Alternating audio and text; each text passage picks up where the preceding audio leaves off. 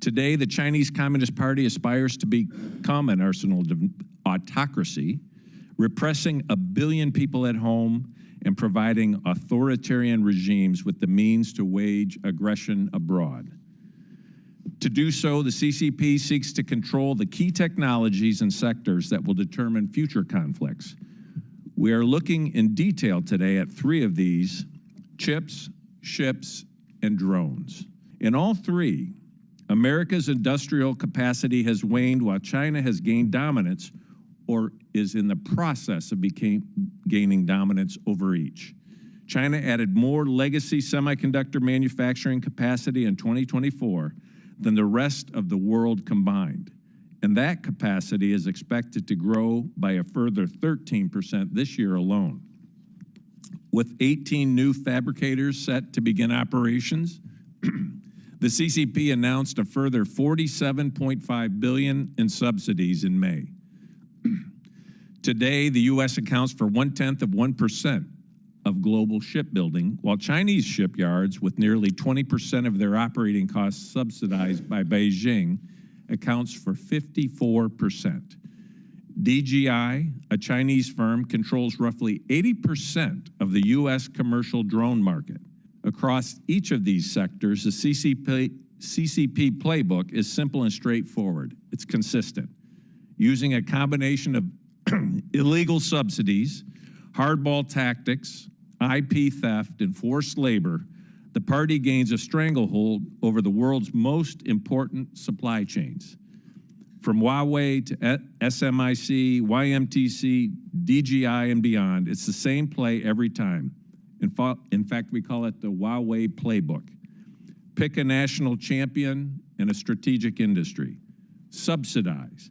Employ predatory pricing to offer its products at a massive anti-competitive price point. Expand globally. Drive out the competition. Then leverage newfound dependencies to advance CCP interests. Like a football team running the triple option, it's an effective play and it can be hard to defend. But once you see the pattern, you can understand how to defeat it. We need to revitalize our domestic industries and those of our allies so we can become an arsenal of democracy once again. We must ensure a reliable domestic supply of semiconductors outside the reach of the CCP, rebuilding our shipbuilding, and clear our skies of Chinese-made drones. So what do we do about it?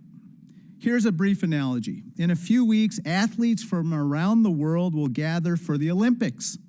Some athletes win by breaking the rules, but others win through investing in themselves and becoming the best at their sport. It's the difference between a rigged game and a fair competition. It turns out that outcompeting the CCP isn't all that different. Because the CCP is not currently playing fair, we need to do 2 things. 1, we need to stop the CCP from breaking the rules. And 2, we have to invest in ourselves to win. First, we stop the CCP through trade enforcement. For example, USTR recently launched a Section 301 investigation into the CCP's unfair shipbuilding practices, including investigating the overcapacity issue we discussed earlier. But then it's on us to win the gold. We do this by making smart investments. For example, the CHIPS Act. The CHIPS Act has led to a surge in new chip factories being announced.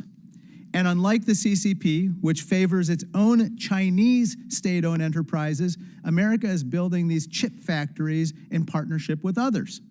Just look at TSMC's investments in Arizona or Samsung's investments in Texas. Korean and Taiwanese companies are creating American jobs. But it's time to consider what else needs to be done in other industries. We can win the gold, but we need to do the work to win the gold.